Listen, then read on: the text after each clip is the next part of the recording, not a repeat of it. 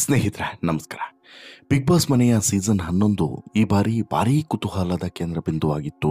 ಅದರಲ್ಲೂ ಕೂಡ ಈ ವಾರದ ಆಟ ಇದೆಯಲ್ಲ, ಇದು ಬಿಗ್ ಬಾಸ್ ಮನೆಯ ಮತ್ತೊಂದಷ್ಟು ಈ ಆಗು ಹೋಗುಗಳಿಗೆ ಮತ್ತು ಪರಸ್ಪರ ಮನಸ್ಥಿತಿಗಳ ಅರಿವಿಗೆ, ಹಾಗೆಯೇ ವೈಲ್ಡ್ ಕಾರ್ಡ್ ಮೂಲಕ ಎಂಟ್ರಿ ಪಡೆದವರ ಒಂದು ಮುನ್ನುಗ್ಗುವಿಕೆ, ಅವರ ಜೊತೆಗೆ ಉಳಿದಂಥ ಸ್ಪರ್ಧಿಗಳು ಜಿದ್ದಿಗೆ ಬಿದ್ದಿತ್ತು. ಈ ಎಲ್ಲ ಸನ್ನಿವೇಶಗಳಿಗೆ ಸಾಕ್ಷಿಯಾಯಿತು. ಒಂದಷ್ಟು ಕೆಟ್ಟ ಘಟನೆಗಳಿಗೆ, ಒಂದಷ್ಟು ಒಳ್ಳೆ ಸನ್ನಿವೇಶಗಳಿಗೂ ಕೂಡ ಈ ವಾರ ಸಾಕ್ಷಿಯಾಗಿತ್ತು. ಅದರಂತೆಯೇ ಕೊನೆಗೂ ಕೂಡ ಬಿಗ್ ಬಾಸ್ ಮನೆಯಲ್ಲಿ ಒಬ್ಬ ಸ್ಟ್ರಾಂಗೆಸ್ಟ್ ಸ್ಪರ್ಧಿ ಅಂತೇಳಿ ಕರೆಸ್ಕೊಳ್ಳುವಂಥ ಮತ್ತು ಮಾಸ್ಟರ್ ಪ್ಲ್ಯಾನ್ ಮಾಡುವಂತಹ ಒಬ್ಬ ಚತುರ ಅಂತಲೇ ಕರೆಸ್ಕೊಳ್ಳುವಂಥ ಉಗ್ರ ಮಂಜು ಬಿಗ್ ಬಾಸ್ ಮನೆ ಕ್ಯಾಪ್ಟನ್ ಆಗಿ ಈ ವಾರ ಆಯ್ಕೆಯಾಗಿದ್ದಾರೆ. ಬಟ್ ಹನುಮಂತು ಮತ್ತೆ ಚಿಕ್ಕದರಲ್ಲಿ ಕ್ಯಾಪ್ಟನ್ಸಿ ಸ್ಥಾನವನ್ನು ಕಳೆದುಕೊಂಡಿದ್ದಾರೆ.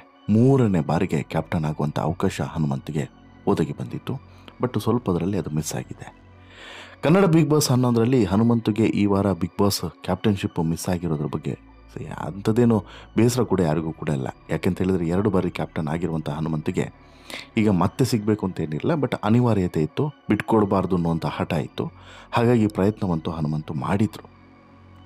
ಈಗ ಇಲ್ಲಿ ಕ್ಯಾಪ್ಟನ್ ಆಗಿ ಆಯ್ಕೆಯಾಗಿರುವಂಥ ಮಂಜು ಬಿಗ್ ಬಾಸ್ ಮನೆಯ ಆಟದ ಶೈಲಿಯನ್ನೇ, ರೀತಿ ನೀತಿಯನ್ನೇ ಬದಲಾವಣೆ ಮಾಡುವಂಥ ಮುನ್ಸೂಚನೆಯನ್ನು ಕೊಟ್ಟಿದ್ದರೆ, ಈ ಬಾರಿಯ ಕ್ಯಾಪ್ಟನ್ಶಿಪ್ ಹೇಗಿತ್ತು, ಇದರ ಪರಿಣಾಮ ಈ ಮುಂದಿನ ವಾರದಲ್ಲಿ ಹೇಗಿರಲಿದೆ ಎಲ್ಲವನ್ನು ಕೂಡ ಹೇಳ್ತಾ ಹೋಗ್ತೀನಿ.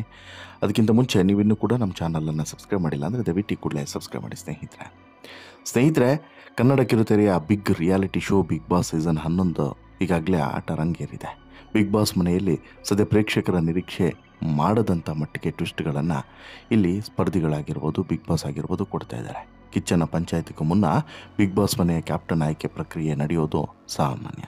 ಹಾಗೆಯೇ ಈ ವಾರವೂ ಕೂಡ ನಡೆದಿದೆ.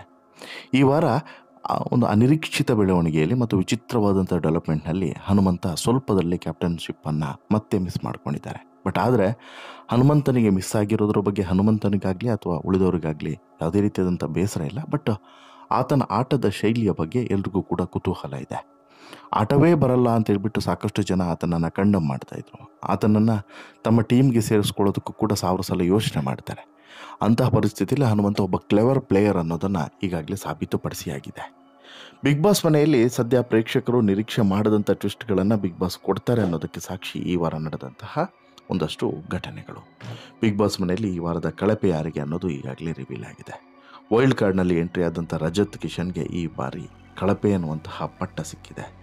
ಇನ್ನು ವೈಲ್ಡ್ ಕಾರ್ಡ್ ಮೂಲಕ ಎಂಟ್ರಿ ಆಗಿದ್ದಂಥ ಶೋಭಾ ಈ ವಾರ ಉತ್ತಮವಾಗಿ ಆಟ ಆಡಿದ್ದಾರೆ. ಇವರಿಬ್ಬರ ಎಂಟ್ರಿಯ ಬಳಿಕ ಬಿಗ್ ಬಾಸ್ ಮನೆಯ ಆಟದ ಶೈಲಿ, ರೀತಿ ನೀತಿ ಎಲ್ಲವೂ ಕೂಡ ಕಂಪ್ಲೀಟಾಗಿ ಬದಲಾಗಿದೆ. ಉಳಿದಂಥ ಸ್ಪರ್ಧಿಗಳಿಗೂ ಕೂಡ ಒಂದು ಝೀಲ್ ಬಂದಿದೆ. ಅದಕ್ಕೆ ಕಾರಣ ಇದೇ ಶೋಭಾ ಮತ್ತು ರಜತ್ ಅಂತಲೂ ಕೂಡ ಹೇಳ್ಬೋದು. ರಜತ್ ಅವರ ಒರಟು ಮಾತು, ಶೋಭಾ ಅವರ ಹಠಮಾರಿ ಧೋರಣೆ, ಇದು ಬಿಗ್ ಬಾಸ್ ಮನೆಯನ್ನು ಮತ್ತೊಂದು ಹಂತಕ್ಕೆ ಈ ವಾರ ಕರ್ಕೊಂಡೋಯ್ತು. ಹೀಗಾಗಿ ಈ ವಾರದ ಟಾಸ್ಕ್ನಲ್ಲಿ ಮಂಜು ಗೆಲ್ಲೋದಕ್ಕೂ ಕೂಡ ಅನುಕೂಲ ಆಯಿತು ಅಂತಲೂ ಕೂಡ ಹೇಳ್ಬೋದು. ರಜತ್ ಅವರಿಗೆ ಕಳಪೆ ಪಟ್ಟ ಸಿಕ್ಕ ಮೇಲೆ ಈ ವಾರದ ಕ್ಯಾಪ್ಟನ್ ಯಾರು ಅನ್ನೋಂಥ ರೇಸ್ನಲ್ಲಿ ಮಂಜು ಅವರು ಗೆಲುವನ್ನು ಸಾಧಿಸಿದ್ದಾರೆ. ಈ ವಾರದ ಟಾಸ್ಕ್ ಹಾಗೂ ಮನೆಯವರ ಜೊತೆಗೆ ನಡೆದಂಥ ಮಾತುಕತೆಯಲ್ಲಿ ಮಂಜು ಎಲ್ಲರ ಮನವನ್ನು ಗೆದ್ದಿದ್ರು. ತ್ರಿವಿಕ್ರಮ್ ಅವರ ಕ್ಯಾಪ್ಟನ್ಸಿ ಮುಗಿದ ಬಳಿಕ ಅಚ್ಚರಿ ಎಂಬಂತೆ ಇಲ್ಲಿ ಈ ಮಂಜು ಕ್ಯಾಪ್ಟನ್ ಆಗ್ತಾರೆ ಅಂತೇಳಿ ಇತ್ತು. ಬಟ್ ಇಲ್ಲ, ಭವ್ಯ ಕ್ಯಾಪ್ಟನ್ ಆದರು. ಇದೀಗ ಭವ್ಯ ಬಳಿಕ ಮತ್ತೆ ಮಂಜು ಕ್ಯಾಪ್ಟನ್ ಆಗಿ ಆಯ್ಕೆಯಾಗಿದ್ದಾರೆ. ಈ ಮೂಲಕ ಒಂದು ವಿಶೇಷವಾದಂಥ ಸನ್ನಿವೇಶಕ್ಕೆ ಬಿಗ್ ಬಾಸ್ ಮನೆ ಸಾಕ್ಷಿಯಾಗಿದೆ.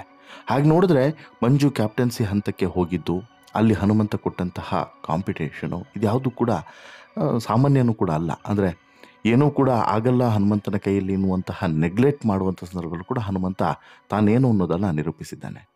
ಪ್ರತಿ ವಾರ ಕ್ಯಾಪ್ಟನ್ಸಿಗಾಗಿ ಒಂದು ಟಾಸ್ಕ್ಗಳನ್ನು ಇಡುವಂಥದ್ದು ಸಾಮಾನ್ಯ. ಯಾರು ಮನೆಯ ಕ್ಯಾಪ್ಟನ್ ಆಗ್ತಾರೆ ಅನ್ನೋಂಥ ಕುತೂಹಲ ಪ್ರತಿ ವಾರನೂ ಕೂಡ ಇರುತ್ತೆ. ಈ ವಾರನೂ ಕೂಡ ಕ್ಯಾಪ್ಟನ್ಸಿ ಓಟ ಸಾಕಷ್ಟು ಕುತೂಹಲಗಳನ್ನು ಸೃಷ್ಟಿ ಮಾಡಿತ್ತು. ಈ ಬಾರಿ ಯಾರು ಕ್ಯಾಪ್ಟನ್ ಆಗ್ತಾರೆ ಅನ್ನೋಂಥ ಪ್ರಶ್ನೆಗೆ ಉತ್ತರ ಹುಡ್ಕೋದೇ ಕಷ್ಟ ಆಗಿತ್ತು. ಹನುಮಂತ ಅವರು ವಾರಕ್ಕೂ ಕೂಡ ತನ್ನ ಆಟದ ಶೈಲಿಯನ್ನು ಬದಲಾವಣೆ ಮಾಡ್ತಿರೋದು ಮತ್ತು ಹನುಮಂತಗೂ ಕೂಡ ಬಂದಂತಹ ವಾರವೇ ಕ್ಯಾಪ್ಟನ್ ಆಗಿದ್ದಂತಹ ಸಂದರ್ಭದಲ್ಲಿ ಒಂದು ಥರ, ಅದಾದ ಬಳಿಕ ಮತ್ತೊಮ್ಮೆ ಕ್ಯಾಪ್ಟನ್ಸಿ ಅವಕಾಶ ಸಿಕ್ಕಂತಹ ಸಂದರ್ಭದಲ್ಲಿ ಇನ್ನೊಂದು ಥರ, ಈಗ ಮತ್ತೆ ಕೊನೆ ಕ್ಷಣದಲ್ಲಿ ಚೂರಲ್ಲಿ ಹನುಮಂತಗೆ ಕ್ಯಾಪ್ಟನ್ಶಿಪ್ ಸಿಗೋದು ತಪ್ಪಿ ಹೋಗಿದೆ. ಅಲ್ಲಿಗೆ ಹ್ಯಾಟ್ರಿಕ್ ಕ್ಯಾಪ್ಟನ್ ಆಗುವಂಥ ಸೌಭಾಗ್ಯ ಹನುಮಂತಗೆ ತಪ್ಪಿದೆ. ಈ ಬಾರಿ ಬಿಗ್ ಬಾಸ್ ಮನೆಯಲ್ಲಿ 2 ತಂಡಗಳಾಗಿ ಮಾಡಲಾಗಿತ್ತು. ಶೋಭಾ ಒಂದು ತಂಡದ ನಾಯಕಿ ಆದರೆ ಭವ್ಯ ಮತ್ತೊಂದು ತಂಡದ ಕ್ಯಾಪ್ಟನ್ನು. 2 ತಂಡಗಳ ಮಧ್ಯೆ ಭರ್ಜರಿ ಫೈಟ್ ನಡೆದು ಅಂತಿಮವಾಗಿ ಶೋಭಾ ಶೆಟ್ಟಿ ತಂಡದವರ ಬಳಿ ಹೆಚ್ಚಿನ ಹಣ ಇತ್ತು. ಶೋಭಾ, ಮಂಜು, ರಜತ್, ಹನುಮಂತು, ಚೈತ್ರ ಈ ಕ್ಯಾಪ್ಟನ್ಸಿ ರೇಸ್ನಲ್ಲೂ ಕೂಡ ಇದ್ದರು. ಯಾವುದ್ರ ಮೇಲೆ? ಈ ಪಾಯಿಂಟ್ಸ್ನ ಆಧಾರದಲ್ಲಿ. ಇನ್ನು ಈ ಕ್ಯಾಪ್ಟನ್ಸಿಗೂ ಕೂಡ ಒಂದು ಟಾಸ್ಕನ್ನು ನೀಡಲಾಗಿತ್ತು. ಫೋಟೋವನ್ನು ಕೆಳಗಡೆ ಹಾಕಬೇಕು, ಆಪೋಸಿಟ್ ಇರೋರ ಫೋಟೋವನ್ನು ಕೆಳಗಡೆ ಹಾಕಬೇಕು. ಕೆಲವೊಂದಷ್ಟು ಪ್ಲೇಟ್ಗಳನ್ನು, ಈ ಫ್ಲೂಯಿಡ್ನ ತುಂಡುಗಳನ್ನು ಇಟ್ಟಿರ್ತಾರೆ, ಅದನ್ನು ಬೀಳಿಸಿ ಫೋಟೋವನ್ನು ಕೆಳಗಡೆ ಹಾಕಬೇಕು. ಆ ಟಾಸ್ಕ್ನಲ್ಲಿ ಎಲ್ಲರೂ ಕೂಡ ಸೋಲ್ತಾರೆ. ಅಂತಿಮವಾಗಿ ಮಂಜು ಗೆಲ್ತಾರೆ. ಮಂಜುಗೆ ಸಾಥನ್ನು ಕೊಡೋದು ಅಥವಾ ಟಕ್ಕರನ್ನು ಕೊಡೋದು ಹನುಮಂತು. ಯಾಕಂತೇಳಿದ್ರೆ ಕೊನೆಯವರೆಗೂ ಕೂಡ ಹನುಮಂತು ಮಂಜು ಜೊತೆಗೇ ಇರ್ತಾರೆ. 53 ದಿನಗಳ ಕನಸನ್ನು ಈ ಮೂಲಕ ಮಂಜು ನೆರವೇರಿಸುವಂತಹ ಹಠವನ್ನು ಹೊತ್ತರೆ ಮಂಜುಗೆ ಇಡೀ ಮನೆಯವರೇ ಸಾಥನ್ನು ಕೊಟ್ಟಿದ್ದರು ಕ್ಯಾಪ್ಟನ್ಸಿಗಿಂತ, ಓಟ ಶುರುವಾಗೋದಕ್ಕಿಂತ ಮುಂಚೆ. ಯಾಕಂತೇಳಿದ್ರೆ ಹೊರಗಿಂದ ಬಂದವರು ಅಥವಾ ವೈಲ್ಡ್ ಕಾರ್ಡ್ ಮೂಲಕ ಎಂಟ್ರಿನ ಪಡೆದವರಿಗೆ ಈ ಅವಕಾಶ ಸಿಗಬಾರ್ದು ಅನ್ನೋದು ಮನೆಯವರ ಲೆಕ್ಕಾಚಾರ ಇತ್ತು. ಅದು ಸಕ್ಸಸ್ ಆಗುತ್ತೆ. ಅಂತಿಮವಾಗಿ ಹನುಮಂತ ಮತ್ತು ಮಂಜು ನಡುವೆ ಕಾಂಪಿಟೇಷನ್ ನಡೆಯುತ್ತೆ. ಹನುಮಂತಗೆ ಸ್ವಲ್ಪದಲ್ಲಿ ಈ ಅವಕಾಶ ತಪ್ಪಿ ಹೋಗುತ್ತೆ. ಅಲ್ಲಿಗೆ ಬಿಗ್ ಬಾಸ್ ಸೀಸನ್ 11ರ ಮುಂದಿನ ಕ್ಯಾಪ್ಟನ್ ಆಗಿ ಮಂಜು ಆಯ್ಕೆ ಆಗಿದ್ದಾರೆ. ಸೀಸನ್ 11ರಲ್ಲಿ ಕ್ಯಾಪ್ಟನ್ ಆಗಬೇಕು ಅನ್ನೋದು ಮಂಜು ಅವರ ದೊಡ್ಡ ಪ್ರಯತ್ನ, ಒಂದು ಕನಸು. ಅದು ಸಾಧ್ಯ ಆಗ್ತಾನೇ ಇರಲಿಲ್ಲ. ಅವರು ಏನೇ ಸಂಚನ್ನು ರೂಪಿಸಿದ್ರು, ಏನೇ ಪ್ಲಾನ್ ಮಾಡಿದ್ರು ಕೂಡ ಕೊನೆಯ ಮೂಮೆಂಟಲ್ಲಿ ಅದು ಉಲ್ಟಾ ಪಲ್ಟಾ ಆಗ್ತಿತ್ತು. ಈಗ ಅಂತಿಮವಾಗಿ ಕ್ಯಾಪ್ಟನ್ ಆಗುವಂಥ ಕನಸನ್ನು ಈಗ ಈಡೇರಿಸಿಕೊಂಡಿದ್ದಾರೆ. ಈ ಮೂಲಕ ತಮ್ಮ ಬಹುದಿನದ ಆಸೆ ಈಡೇರಿದೆ. ಮಂಜು ಅವರು ಈ ವಾರ ಉತ್ತಮವಾಗಿ ಆಟ ಕೂಡ ಆಡಿದರು. ಸಖತ್ ಅಗ್ರೆಸಿವ್ ಆಗಿ ನಡೆದುಕೊಂಡ್ರು ಕೂಡ. ತಂಡ ರಚನೆ ಆಗುವಾಗ ಮಂಜು ಅವರು ತಮ್ಮ ತಂಡಕ್ಕೆ ಸೇರ್ಪಡೆ ಮಾಡಿಕೊಳ್ಬೇಕು ಅಂತ ಹೇಳ್ಬಿಟ್ಟು ಅನೇಕರು ಪ್ರಯತ್ನವನ್ನು ಪಡ್ತಾರೆ. ಆದರೆ ಮಂಜು ಎಲ್ಲೂ ಕೂಡ ತನ್ನ ಆಟವನ್ನು ಬಿಡಲಿಲ್ಲ ಮತ್ತು ತನ್ನ ಆಟದ ವಿಚಾರದಲ್ಲಿ ಕಾಂಪ್ರಮೈಸ್ ಕೂಡ ಆಗಲಿಲ್ಲ. ಹಾಗೆಯೇ ಸ್ಟ್ರಾಟಜಿಗಳನ್ನು ಹೇಗೆ ವರ್ಕೌಟ್ ಮಾಡಬೇಕು ಅನ್ನೋದನ್ನು ಮಂಜು ತೀರಾ ಪ್ಲಾನ್ಡಾಗಿ ಮಾಡಿರೋದ್ರಿಂದ ಸಹಜವಾಗಿ ಇಲ್ಲಿ ಮಂಜು ಆಟಕ್ಕೆ ಎಲ್ಲರೂ ಕೂಡ ಫಿದಾ ಆಗಿದ್ದಾರೆ. ಇನ್ನು ಮಂಜು ಇಂಥದ್ದೊಬ್ಬ strongest player, one of the finalist ಅನ್ನೋದರಲ್ಲಿ ಡೌಟ್ ಇಲ್ಲ. ಈಗಾಗಲೇ ಅದನ್ನು ನಿರೂಪಿಸಿ ಆಗಿದೆ. ಅದಕ್ಕೆ ಪೂರಕವಾಗಿ ಈಗ ಬಿಗ್ ಬಾಸ್ ಮನೆಯಲ್ಲೂ ಕೂಡ ಒಂದಷ್ಟು ವಾತಾವರಣಗಳು ಸೃಷ್ಟಿ ಮಾಡಿಟ್ಟಿದ್ದಾರೆ. ಇನ್ನು ಈ ವಾರವೂ ಕೂಡ ಬಿಗ್ ಬಾಸ್ ಮನೆಯ ಕಂಪ್ಲೀಟ್ ಜರ್ನಿಯನ್ನೇ ಬದಲಾವಣೆ ಮಾಡ್ತೀನಿ ಎನ್ನುವಂಥ ಮುನ್ಸೂಚನೆಯನ್ನು ಕೊಟ್ಟಿದ್ದಾರೆ. ಆರಂಭದಲ್ಲೇ ಒಂದಷ್ಟು ಸರ್ಪ್ರೈಸ್ಗಳನ್ನು ತೆಗೆದುಕೊಂಡಿದ್ದಾರೆ ಅಥವಾ ಕೊಟ್ಟಿದ್ದಾರೆ. ಈ ರೀತಿ ಪ್ರತಿ ವಾರ, ಅಂದರೆ ವಾರದ ಉದ್ದಕ್ಕೂ ಕೂಡ ಸೋಮವಾರ ಇರ್ಬೋದು, ಮಂಗಳವಾರ ಇರ್ಬೋದು, ಪ್ರತಿ ವಾರವೂ ಕೂಡ ಒಂದೊಂದೇ ಟ್ವಿಸ್ಟ್ ಆ್ಯಂಡ್ ಟರ್ನ್ಗಳನ್ನು ಕೊಡ್ತಾ ಹೋಗ್ತೀನಿ. ಈ ಪ್ರತಿದಿನದ ಟರ್ನ್ಗಳನ್ನು ನೀವು ಸ್ವೀಕರಿಸಲೇಬೇಕು, ಟ್ವಿಸ್ಟ್ಗಳನ್ನು ಅಕ್ಸೆಪ್ಟ್ ಮಾಡಲೇಬೇಕು ಅನ್ನುವಂಥ ಮುನ್ಸೂಚನೆಯನ್ನು ಮಂಜು ಕೊಟ್ಟಿದ್ದಾರೆ. ಇದುವರೆಗೆ ಉಳಿದಂತಹ ಸ್ಪರ್ಧಿಗಳು ಮಾಡಿದಂಥ ತಪ್ಪನ್ನು ತಾನು ಮಾಡಿದರೆ ಹೊಸ ತಪ್ಪು ಮಾಡ್ತೀನಿ, ಇಲ್ಲ ಅಂತ ಹೇಳಿದರೆ ತಪ್ಪೇ ಮಾಡೋದಿಲ್ಲ ಅನ್ನೋಂಥ ಮಾತನ್ನು ಕೂಡ ಹೇಳಿದ್ದಾರೆ. ಈ ಮೂಲಕ ಸುದೀಪ್ ಅವರ ಸ್ನೇಹಿತ ಉಗ್ರ ಮಂಜು ಬಿಗ್ ಬಾಸ್ ಮನೆಯ ಕ್ಯಾಪ್ಟನ್ ಆಗಿ ಹೇಗೆ ಈ ವಾರ ಬಿಗ್ ಬಾಸ್ ಮನೆಯನ್ನು ನಡೆಸ್ಕೊಂಡು ಹೋಗ್ತಾರೆ ಅನ್ನೋದು ಈಗಿರುವಂಥ ಕುತೂಹಲ. ಅದರಲ್ಲೂ ಕೂಡ ಕೆಲವೊಂದು ತಪ್ಪುಗಳು ಮಂಜು ಕೈಯಿಂದನೂ ಆಗಾಗ ಆಗ್ತಾ ಇರುತ್ತೆ. ಹಾಗಾಗಿ ಆ ತಪ್ಪುಗಳು ಆಗದೇ ಇರೋ ಹಾಗೆ ಕೂಡ ಎಚ್ಚರಿಕೆಯನ್ನು ವಹಿಸಬೇಕಾಗ್ತದೆ. ಅದನ್ನು ಹೇಗೆ ನಿಭಾಯಿಸ್ತಾರೆ ಅನ್ನೋದು ಈಗಿರುವಂಥದ್ದು. ಬಟ್ ಕ್ಯಾಪ್ಟನ್ ಆದವರಿಗೆ 2 ಅವಕಾಶ. ಒಂದು, ಈ ವಾರದ ಈ ಎಲಿಮಿನೇಷನ್ ಪ್ರಕ್ರಿಯೆಯಿಂದ ಸೇಫ್ ಆಗುವಂಥ ಅವಕಾಶ ಸಾಮಾನ್ಯವಾಗಿ ಇದ್ದೇ ಇರ್ತದೆ. ಬಟ್ 2-3 ಸಲ ಆ ಕಡೆ ಈ ಕಡೆ ಆಗಿದೆ ಬೇರೆ ಬೇರೆ ಸೀಸನ್ನಲ್ಲಿ. ಅದೊಂದು ಬಿಟ್ಟರೆ ಮುಂದಿನ ವಾರ ನಾಮಿನೇಷನ್ ಮಾಡೋದಕ್ಕೆ ಅವಕಾಶ ಇರೋದಿಲ್ಲ ಮಂಜು ಅವ್ರನ್ನ. ಈಗ ಕ್ಯಾಪ್ಟನ್ ಆದವರು ಮುಂದಿನ ವಾರ ನಾಮಿನೇಟ್ ಆಗೋದಿಲ್ಲ. ಹಾಗಾಗಿ 2 ವಾರ ಸೇಫ್ ಆದಂತೆ ಕ್ಯಾಪ್ಟನ್ ಆದವರು. ಅದು ಬಿಟ್ಟರೆ ಹನುಮಂತಗೂ ಕೂಡ ಈಗಾಗಲೇ ನಾಮಿನೇಷನ್ ಆಗಿದ್ರೂ ಕೂಡ ಎಲಿಮಿನೇಷನ್ ಅಂತೂ ಆಗೋದಿಲ್ಲ ಯಾರು ಹನುಮಂತು.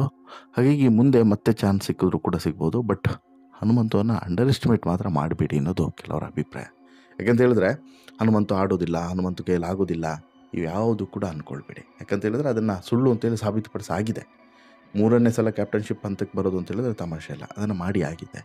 ಹಾಗಾಗಿ ಹನುಮಂತು ಕೂಡ ಒಬ್ಬ ಸ್ಟ್ರಾಂಗೆಸ್ಟ್ ಪ್ಲೇಯರ್. ಮಂಜು ಈ ಬಾರಿ ಗೆದ್ದಿದ್ದಾರೆ. ಮತ್ತೆ ಮುಂದಿನ ವಾರ ಯಾರಾಗ್ತಾರೆ ಕಾದು ನೋಡಬೇಕು. ಬಟ್ಟು ಒಂದಂತೂ ಸತ್ಯ, ಮಂಜು ಕನಸು ನನಸಾಗಿದೆ. ಹನುಮಂತುಗೆ ಬಯಕೆ ಅಂತೂ ಇಲ್ಲ, ಅವಕಾಶ ಸಿಕ್ತು, ಅದನ್ನು ಬಿಡಲಿಲ್ಲ ಅನ್ನೋದು ಮಾತ್ರ ವಾಸ್ತವ.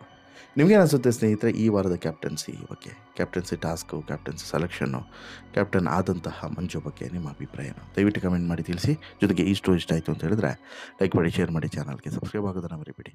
ಧನ್ಯವಾದ.